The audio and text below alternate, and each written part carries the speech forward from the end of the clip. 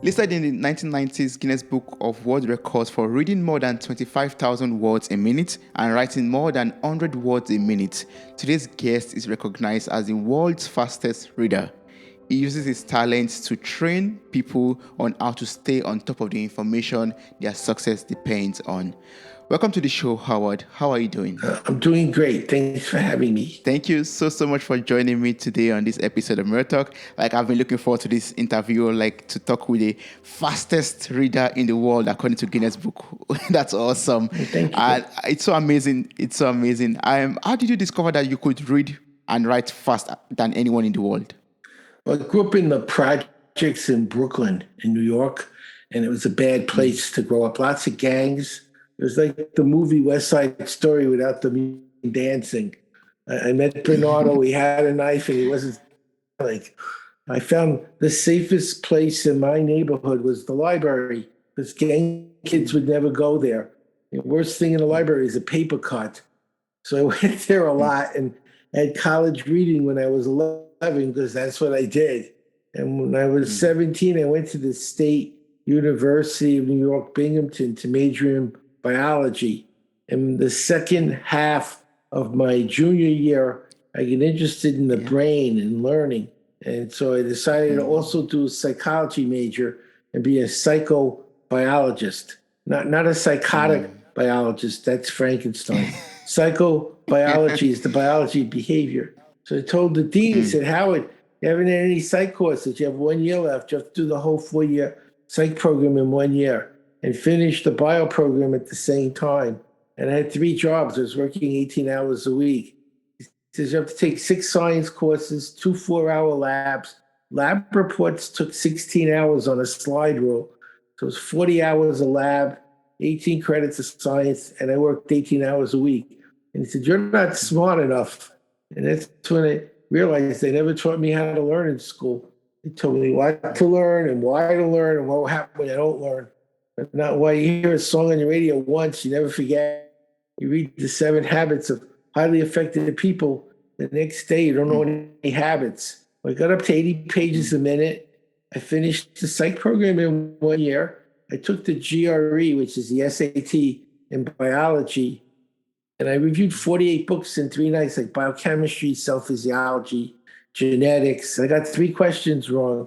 So I was in the 99th percentile in the world. And then I wondered if it was me or the system, because there's a difference between you can do something or you teach how to do something. That's not the same. So I took children 11 to 15 and taught them what I did. And they did a 30-chapter book in lifelong developmental psych, which is a sophomore college course at 11 to 15 in a week. And they took the AP test. 18 kids took it, 15 got college credit in 1 week.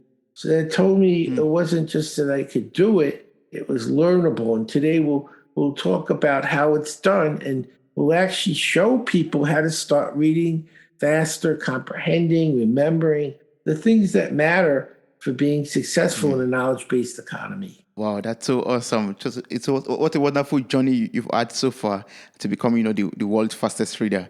And as you've said already, you develop, this cutting-edge accelerated techniques that turn information overload into information assets, basically. So can you share some of these techniques and how they work with us? Okay, I'll give you the overview first, and then I'll start you on how to do it, which is probably better than just telling you how it works, but making it so you can do it. So when you're driving in a car, I know you have the Autobahn in Germany, you go really fast. You can go, you look front, back, left, right. When you're reading the road, reading all over. You're watching the road, you're watching your gauges, you're listening to the radio, you're on the phone, you're talking to your friends at very high speed, simultaneously with no effort, and it's boring. You read a book around 200 words a minute. That's the norm. And the next day, you probably remember 10%. Why is going at high speed on the Autobahn easier in 4 directions of processing than reading a book in 1 direction?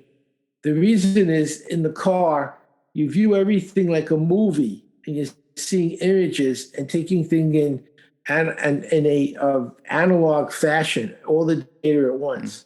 When you read a book, It's like someone's in the back of your head talking one word at a time. Most people read the Yeah. same speed they speak.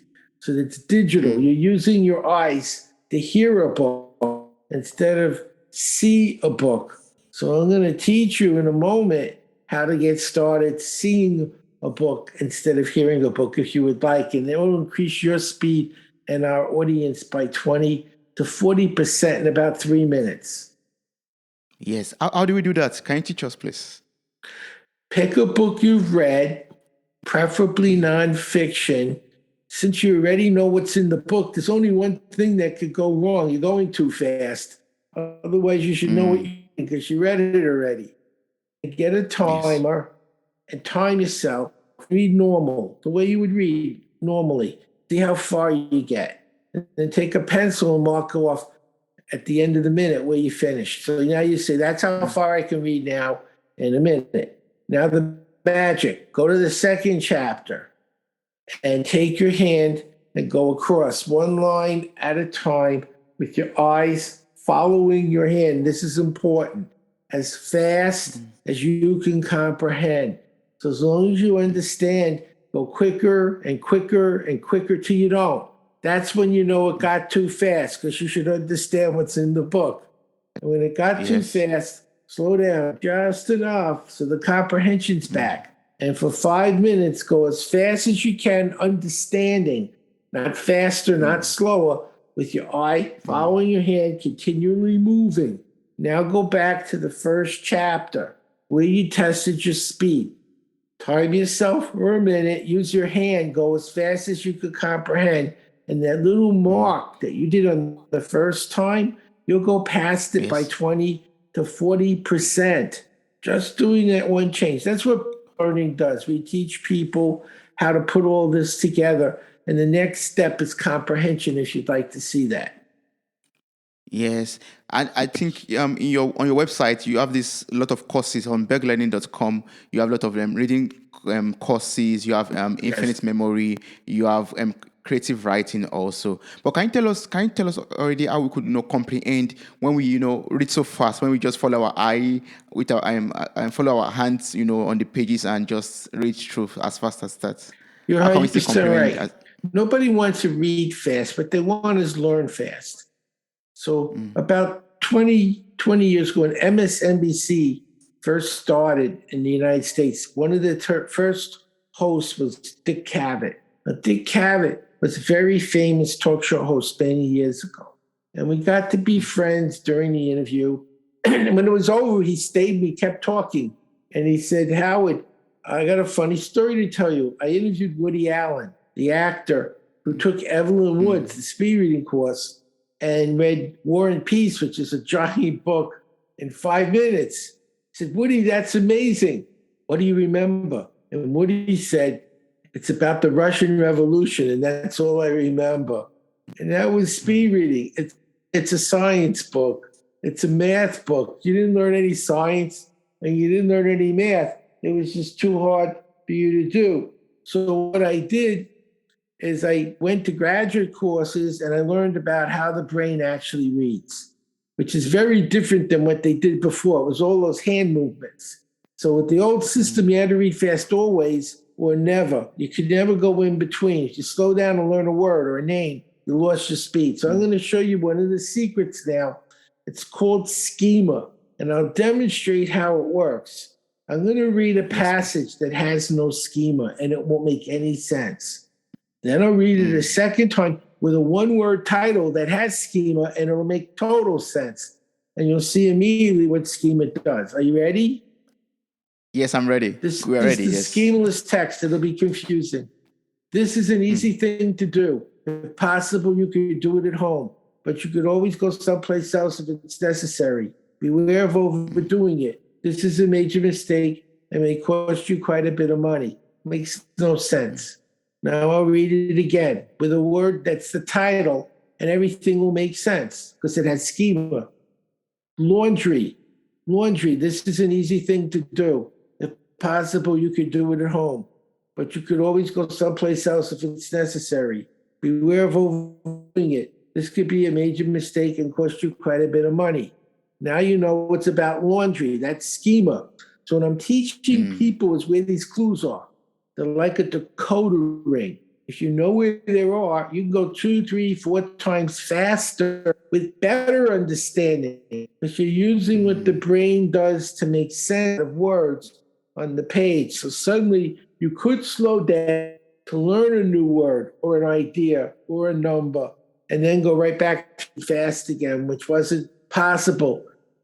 In the past, it was all mechanics that made you read fast and not learning. Now it's more, I use reading to find what I don't know and need to learn, and I teach how to find what you need to know. Study skills for analyzing what you didn't understand. You read the calculus book, you learned all the equations and failed the test because you don't know how to use them. It wasn't that you didn't learn them, you don't know what they do or how they work. Different problem. You read it, you memorized it, and you failed anyway. So I'm teaching people how to learn, how to understand, how to make sense out of things that confuse them. And then I'm teaching them how to remember it, which we'll go into today.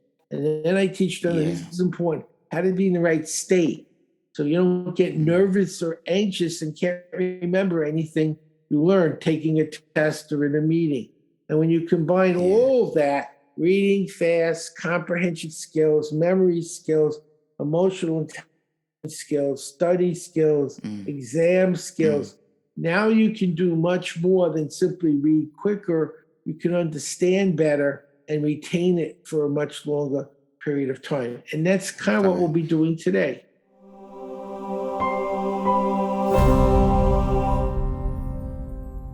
The end goal is for us to, read something and also be able to remember at the end, like, for example, for examinations. So can you tell us how we could, recall everything that we've learned or everything that we've read so far? There's many ways, and it depends on the subject. The way you learn a language isn't how you read a novel. The way you read a novel isn't how you read a chemistry book. But I will show you a technique now that will get you started. I'll give you 10 things to remember. I won't show you how. You won't be able to. Then I'll show you how, and you'll be able to not only remember it, but backwards and forwards with no effort in less than 3 minutes. Then when you're done, I'm going to tell you this isn't an exercise. It's a tool you'll use for the rest of your life. And one of the secrets is you remember 10% of what you read and 90% of what you say and do. You're going to want to remember this because it's a tool. When I ask you to say and do, that'll lock it in. So you and our audience, please do that. So first, I'm going to give you the 10 things. You want to remember pole, shoes, tricycle, car, glove, gun, dice, skate, cat, and bowling pins. Now, if you're a normal person, you might know a few of them. But if I say, can you tell me all of them back right now? No effort. No. I'm going to say probably not. Well, you will. I can't. You will. In 3 minutes, you will. Perfectly. Backwards, forwards, middle out. Nothing. You won't forget a single one. So how do we do that? Well, thousands of years ago, the Greeks discovered a shortcut for learning a list, which is what we're doing.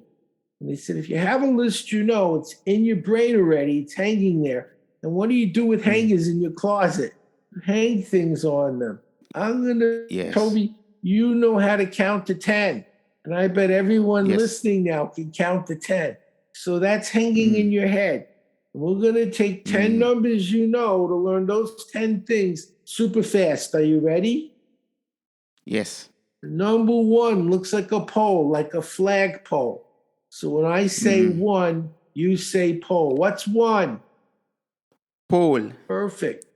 You wear 2 shoes, so 2 is shoes. 2. Shoes. What was 1? Pole. Perfect. 3's a tricycle. It has 3 wheels. What's 3? Tricycle. 2. Shoes. 1. Pole. Being smarter. 4 is a car. It has 4 tires. Car. What's 4? Car. What was 2? Jump to 2. Shoes. 1. Pole. 3. Tricycle. Your brain seeing pictures. 5 is the glove. 5 fingers in a glove. What's 5? Glove. 3. Tricycle. 1. Pole. Perfect. 6 gun in Texas where I lived. The cowboys, they like 6 guns. 6 gun. What's 6? Guns. 4. Car. 2. Shoes. Excellent. 7's lucky in the game of dice. 7, lucky 7. What's 7? Dice. What's Lucky 5? dice. Gloves. 3. Tricycle. 1. Pole. Almost done. Rhymes work. Wow. 8 skate, like a roller skate. 8 skate. 8 skate. What's 8? Skates. 6. What did they love in Texas? Guns. 4. Car. 2. Shoes. Almost there. 9.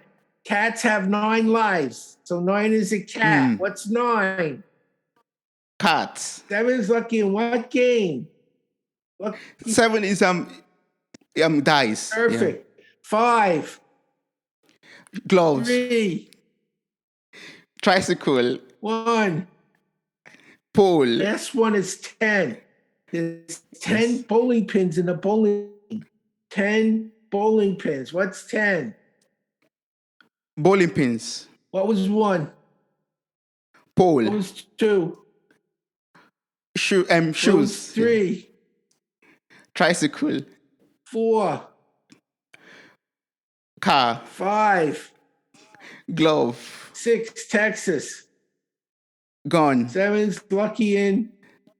Dice. 8, rhyme with. 8 is what's it? I forgot what it means. Put it on your feet. Skate. 8 skate. Skate. Sorry, it's skate. Okay. It's That's skate, how you yes. learn. You rehearse it. Yeah. 9. What has 9 lives?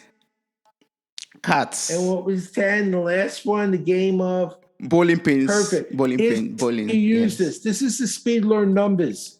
So imagine you're in a hotel and your room is 314. How many times time you got to the lobby if you got your room number? So we turn numbers to pictures and make a movie.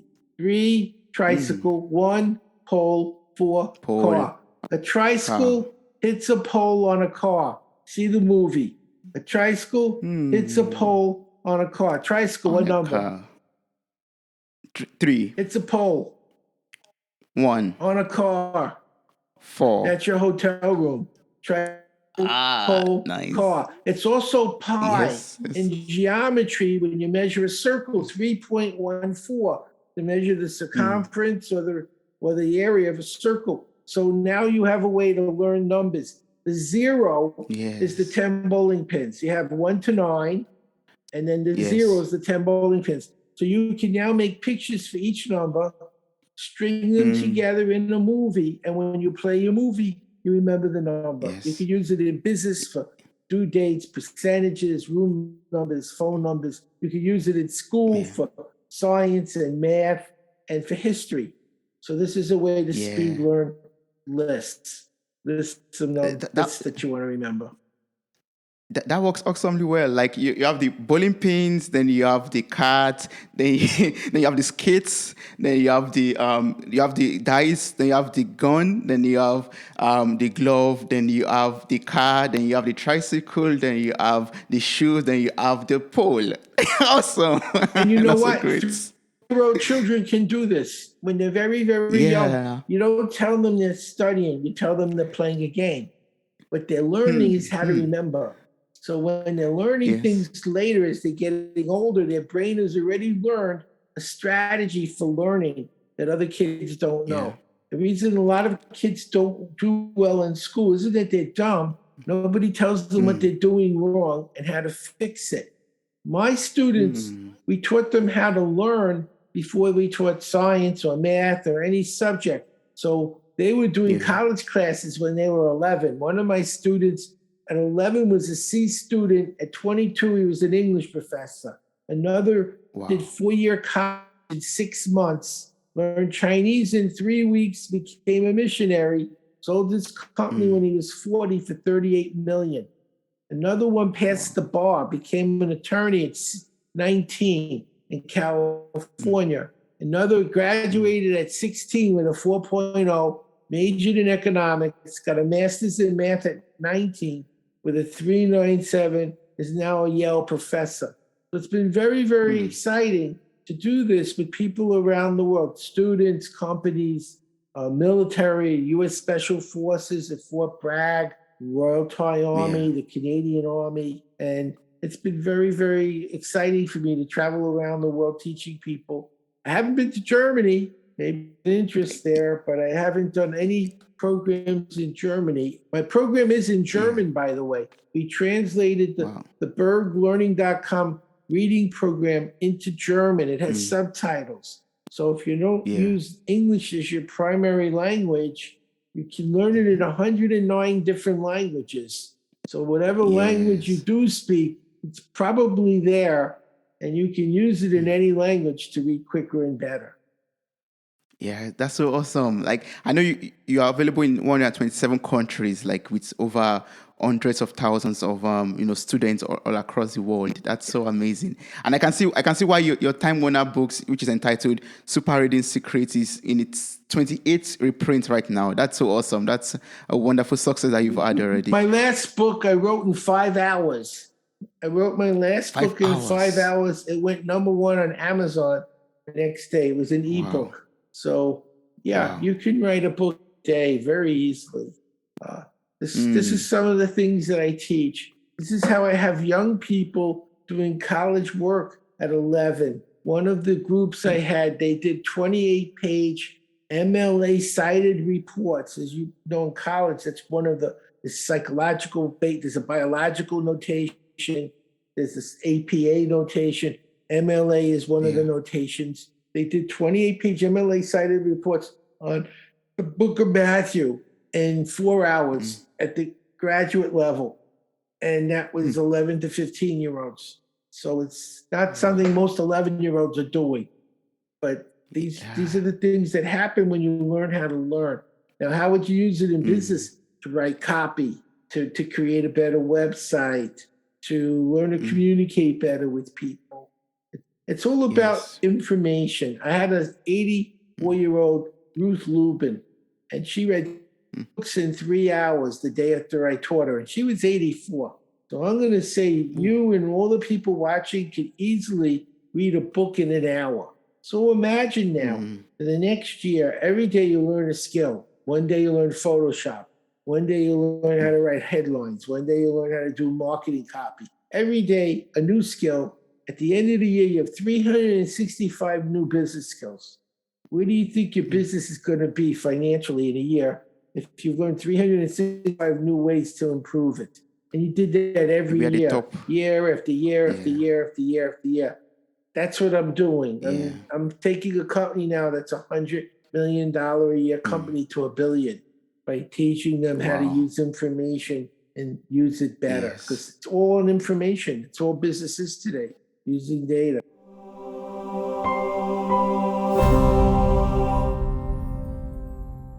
But taking your example, learning 365 skills in a year, for example, how can we, keep all of these skills in our brain without, mixing them up, for example, or without going crazy? Good question. That's what you're saying is EQ.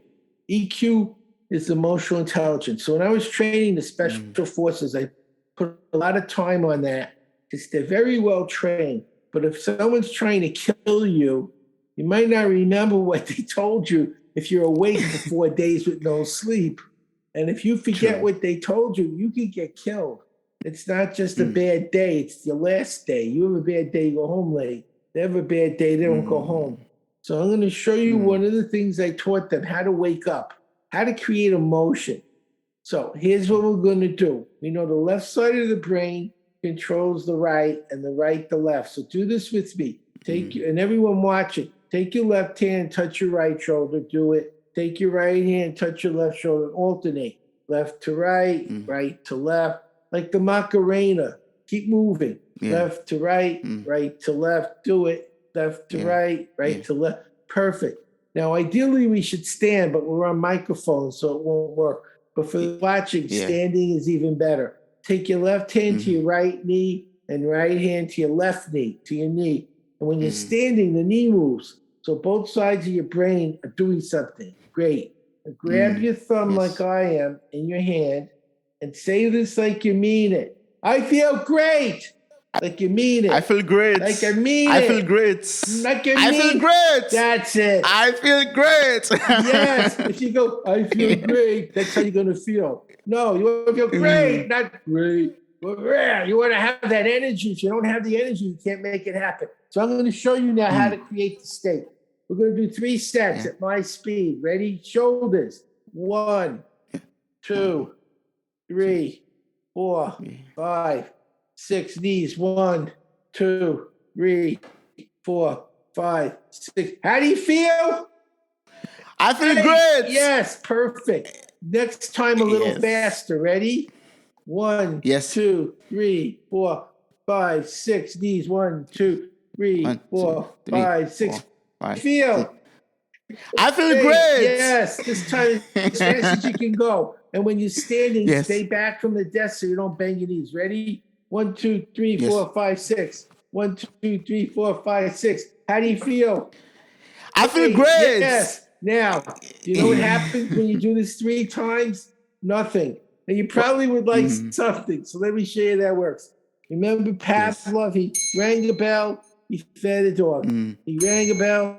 He fed a dog. He rang a bell, and the dog drew. That's our Rotary bell. I'm the president of my Rotary Club. So you don't want to drool, but you do want to feel more energy. The latest studies show habits take 90 days, not 30. So if you do this drill every day, slow, medium, fast, now you're in an important meeting. You don't want to stand and start tapping your shoulders. They'll throw you out of the room. Grab your thumb and say to yourself, I feel great, yes. And your brain remembers this is your bell. And every time you woke and stimulated your brain, you woke up, you went, I feel great, yes. And that's all you need to do, and you'll wake up. And that's what I was teaching the U.S. Special Forces. So I teach relaxation, I can teach focus, I can teach creativity, I can teach waking up, all the different states you need. And now when you need them, you can turn them on like a light bulb. Instead of like trying to get into a smart state or a calm state or an aware state, you can just create any state you want, anchor it, create a conditioned stimulus, and then trigger it when you need to elicit the state. Now, I wanted to show you why I told you to scream. There was the longest running show on TV was the Joe Franklin Show. 50 years, one person. There's been longer running shows, but not one person. So I was on the last 3 weeks he was on the air, and I asked him, what's your secret? How did you get to be on the air for 50 years? No one's ever done this. He looked at me and he said, sincerity. And when you can fake that, you can do anything. I want you to know, no one can fake sincerity for 50 years. No. Nobody. I don't care how good an actor you are. Not for 50 years. And you can't trick your brain. If you don't feel great, you won't feel great later when you squeeze your thumb because you didn't feel it to begin with. So you got to have that feeling of calmness or energy or focus. If you don't actually feel it, there's nothing there. You can't make it happen again later. You could make it happen now. And that's why I kept saying more energy, more energy. And you got it. You did exactly the right thing. And that's the state you need when you're tired. You're going to a class after work and you want to stay awake. You can't get coffee. Or you'll be up all night. You won't get any sleep. Or you're in traffic driving home and you need to wake up. It'll wake you up. So it's a great skill to be able to turn the brain on and off however you need it to by creating these different triggers and then triggering them when the state is needed. That's what we do. So you're taking a test and you trigger a state of relaxation. You're not nervous. You're not worrying. You're busy taking the test. Now you're getting tired because it's a long test. You trigger awakeness and you keep going. Or you're in a business meeting that's going for hours and you can't leave, wake up, or you get energy, or you stay calm. Whatever it is you need, you can create it ahead of time and then make it happen when you need to. Very, very important. The single most important thing you can learn is emotions and how to control your own emotions so you don't get angry all the time or frustrated or depressed or anxious, and how to interact with other people who have emotions so that you're in a position of being calm, focused, and rational when everyone else is having a breakdown and freaking out what's going. Think about that movie Apollo 13 when the ship blew up and they're yelling, "It's your fault. No, it's your fault. No, it's your fault." And then the other guy looks and says, "Who cares? Who cares whose fault it is? We can figure out how to get home or we're all going to die." You want to yell at each other whose fault it is, but deal with the fact it just happened. And if we don't work on this together, we're all going to die. Then you can worry about whose fault it is. Okay? Right now, do you want to live or do you want to yell at each other? He got his crap together. He stayed in a rational state, and he made them go back into that state. Often in business, things go poorly. It's part of business. Things don't always go the way you plan. A lot of people get frustrated, angry, nervous, frightened. You can't solve a business problem when you're in that state. The state is debilitating. It cripples you. So no matter what is going on, and things do go on, if you could stay focused and calm, I'll tell you the question to ask. It's the single best question to ask in life when you have a problem. The question to ask is, what's the next best thing I can do now? Not, why is this happening to me? This isn't fair. What can I do right now to get where I want to go, given what's going on right now? Your brain is a computer. It'll answer the question you ask. Say, why am I a loser? It'll tell you why you're a loser. If you say, how can I be successful? It'll tell you how to be successful. Which question you want answered? So when you're having a problem and having a really rough time, ask yourself, what's the next best thing I can do now? And your brain will look at where you are, and it'll look at where you want to be, and it'll say, this is the way to get there. Instead of, why is this happening to me? This isn't fair, which is what a lot of people do. Successful people don't do that. They look for answers, just like in the spaceship. They looked for answers and got everyone home alive because they focused on solutions instead of problems. Yes. You ask yourself, what's the next best thing to do? Yeah, I love that question. Yes. And the brain will tell you. It'll only answer the question you ask. You say, why is this happening to me? It'll tell you you're a loser, or you're obnoxious, or you're stupid. There's a whole lot of things it can tell you. Well, how's that going to fix anything? It isn't. It's going to make you feel worse. But if you ask, how can I fix this? It'll do that too. So think about that next time you're having a really bad day, or someone says something that gets you angry, and it happens, and it hurts your feelings. You have to learn how to stop reacting to what happens around you. You have to start focusing on how you can control what's happening. You're the hammer instead of the nail. You're the one creating your destiny instead of reacting to what everyone is doing to you. When I got out of college, I studied consciousness. I was a yogi. I lived in an ashram on weekends. I did a lot of meditating. I've been meditating for 50 years. And one of the things I learned was how to control my mind, stay focused, and focus on the problem and solution, not on feeling bad about it. And as long as you do that, no matter how bad things get, your brain will tell you what's the next best thing you can do now. Not what you want to do, not what you wish you were doing, but what's possible right now. Of all the things going on, what's possible, which is a hell of a lot better than getting depressed and fearful and curling up in a ball and not knowing what to do next. And successful people are people who stay focused and calm when things go poor. It's easy to feel great when things are going well. The real successful people are the ones who handle when it isn't going well. That's true. And from your experience, how can we stay focused? Like, for example, when studying, when reading, or when going about our business, our daily activities, how can we stay focused on that goal of Stay ours? How can we stay? focused. You got to stay focused. If you're getting nervous, getting depressed, if you're feeling bad because someone said something you didn't want to hear, who cares? That isn't going to fix anything. And by the way, when people say something that you don't like, ask yourself, why did they say that? Now, if one person says, Toby, you talk too much, maybe that's their problem. If 10 people say, Toby, you talk too much, guess what? The only reason they all said it is someone was hearing you talk too much over and over and over again. Maybe you should listen. Maybe there's some advice here that might have, you don't want to hear it, but maybe that's a good thing. They're making you aware of something you don't see yourself doing. And one person, it's their opinion. And I wouldn't be too upset. One person, you talk too much. Well, when I was teaching, some people say, you don't teach enough memory. Then another person said, you don't teach, you teach too much memory. So it isn't that I'm doing it wrong. They have a different preference. So what I did is I made a memory program for the people who wanted more. So I could do more memory. Because the reading program was 4 hours. I figured, well, after 4 hours, they don't want 3 hours of memory. They're tired.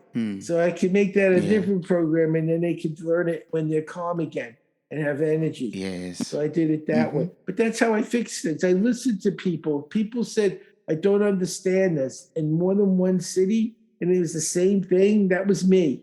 I didn't teach it right. And over 35 years, I made changes over and over because I listened to people's problem, and I realized I couldn't do what I was doing and not create a problem. So I changed it how I did it till I didn't hear any more problems. And I knew I hit the right. You have to listen. Just because it makes sense in your brain doesn't matter. That is in the brain of the person paying you. Learn it. That's all that matters. That's what we do at Berg Learning. We listen to people. We help them learn. We have a staff. If they have a problem, we very rarely do. We show them how to fix it. If we can't fix it, I do. I personally do it because I want to know what the problem is that's causing the confusion so I can eliminate it. The next time I redo the program, I'll fix it. So nobody else has that problem again. That's my job. And also my job as a Rotarian is to give them what they paid for. If they paid me money to learn faster and they're not learning faster, then I got to help them learn faster. Or I got to give them their money back because I didn't give them what they paid for. And I don't want to give them their money back. I want to make sure they learn what they paid for. And I earned the money. They're paying me because I gave them what I promised. And that's the right way to do business. Give people what you promise and make sure they get what they paid for. I don't think that's expecting too much.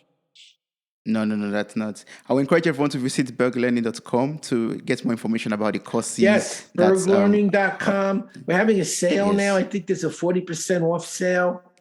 Plus, they need help. I'll give you my email. It's howard@berglearning.com. So if you have a question you need me to help you with, just send me an email, and I'll make sure I can help. There's 3 versions of the reading program for kids that can't read, like kindergarten. And they do that with their parent to learn how to learn, like the pegging we did earlier with the numbers.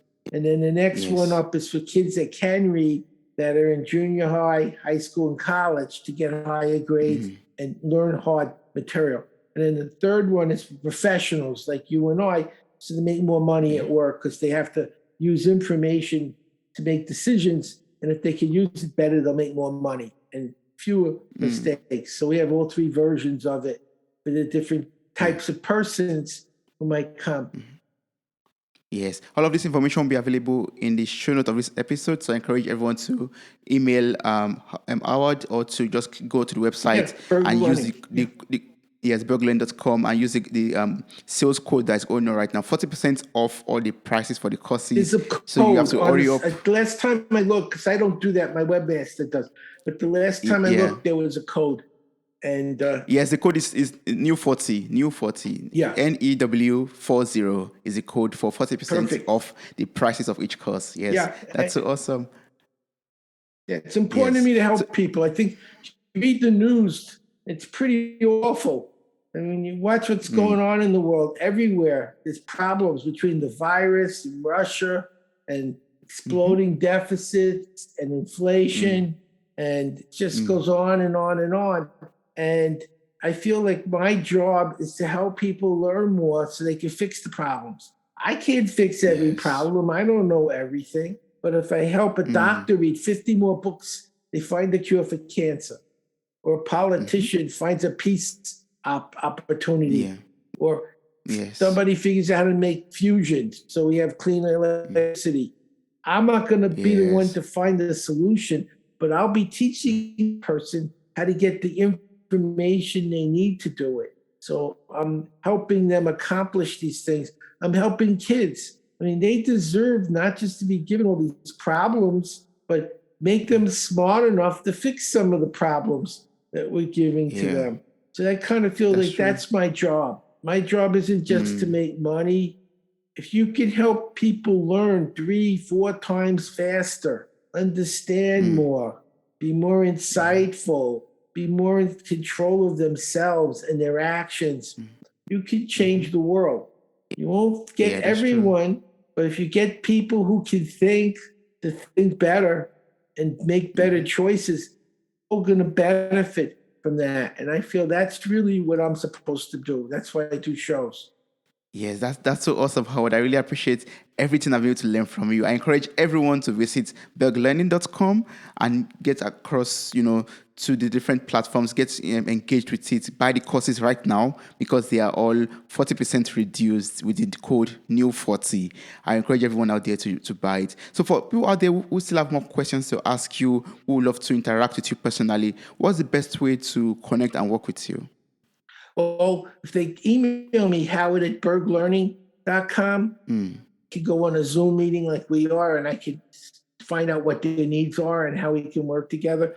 I'm very big on joint ventures and helping other people make money through like marketing my programs and giving them a piece of it so they can make money from it also. Because every time we make money, we're also helping people. We're giving them, it's like a vitamin. I'm giving them a vitamin for their brain. It's going to make them smarter. So the more people I can make smarter, the better this is going to be for everybody. And there's going to be, I think of it as a family. I'm teaching my family what I know and what I do so they can do it in their life and they can have a better life too. And that's going to help to bring peace to the world. It's going to help to make the world more prosperous. There's so many problems we have. We need smart people who can solve them. And it isn't going to be a magic trick or wishful thinking that makes it happen. It's going to come because people learn to learn better, and they used it to learn more information and use it more effectively. And that's really my goal. Wow, you made it to the very end of this episode. Thank you so much for listening. I'm grateful for your time, your love, and your contributions. Subscribe, like, review, and share this podcast. God bless you. Bye.